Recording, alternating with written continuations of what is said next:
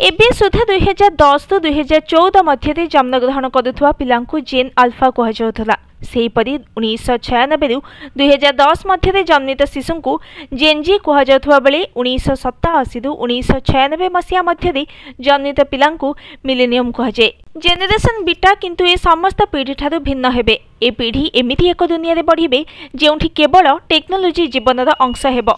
एणु एही वर्ष जनवरी 1 रु जन्मग्रहण करिथिबा पिलांकु एआई जुगर प्रथम पीढ़ी भाबरे देखाजिबो।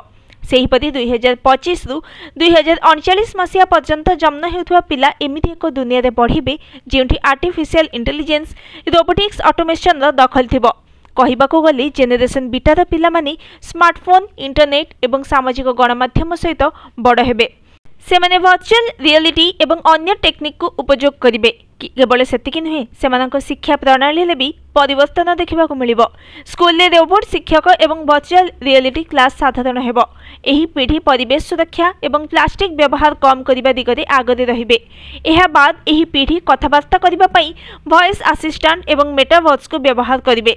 अन्य पक्षरे जेनेरेशन बीटा ऑफिस जीवा परिवर्ते ऑनलाइन काम एवं फ्रीलांसिंग करने को अधिक पसंद करिवे। Bureau report news today.